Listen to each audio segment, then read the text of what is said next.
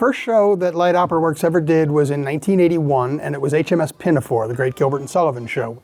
I was Tommy Tucker, the midshipmite. I was a short 15-year-old back then.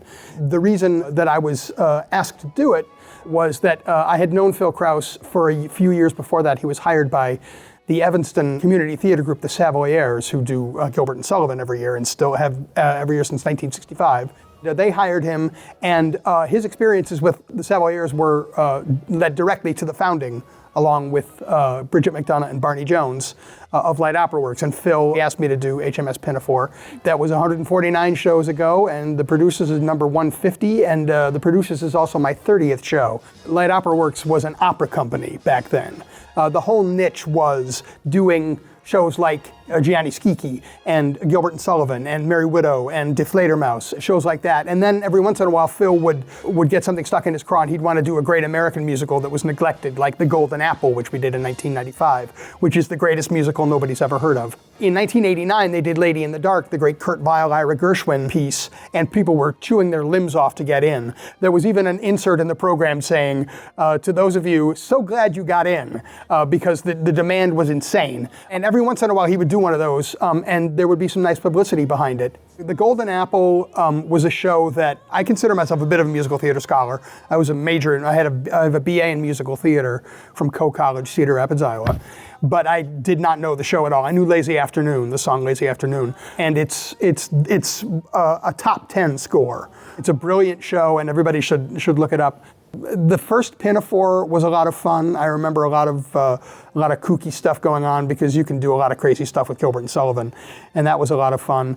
The first show I ever assistant directed was the year after the Golden Apple, 1996, and that was Gilbert and Sullivan's Ruddigore, which is a takeoff on the old-fashioned melodramas of the time.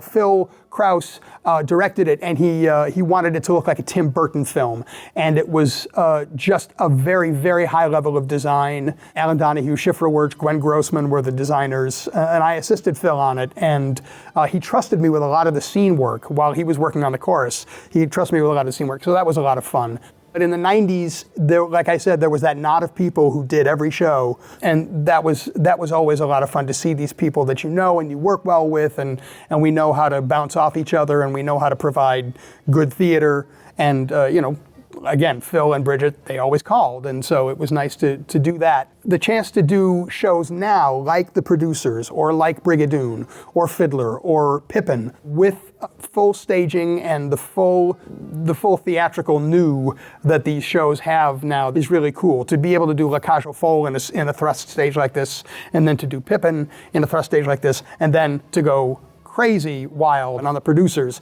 in the proscenium house in the big room, the Center Theater, is going to be a lot of fun.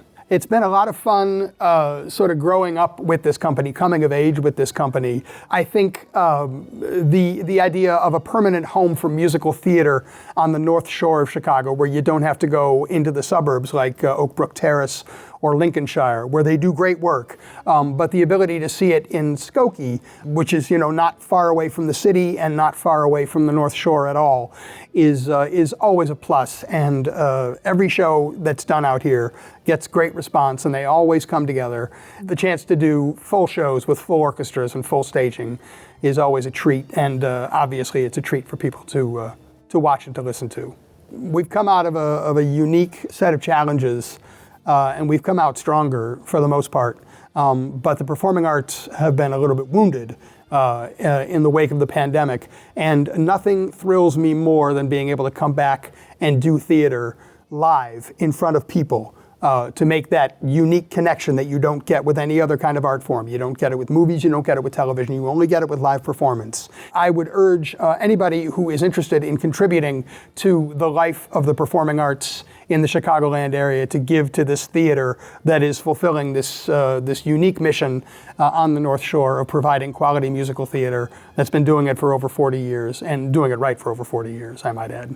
I want to thank everybody who has been with Light Opera Works and Music Theater Works these past 40 plus years. It's been a great ride, and I'm proud to say that I was there at the beginning. I'm proud to say I'm with the company now. Those of you who are just joining us, we look forward to thanking you for another 150 shows into the future, and hopefully I'll be riding along for another 30 performances and another 40 years, because it's been a great ride. And those of you who have been along for the ride and have seen what Music Theater Works and Light Opera Works can do, we appreciate you so much. Thank you for watching.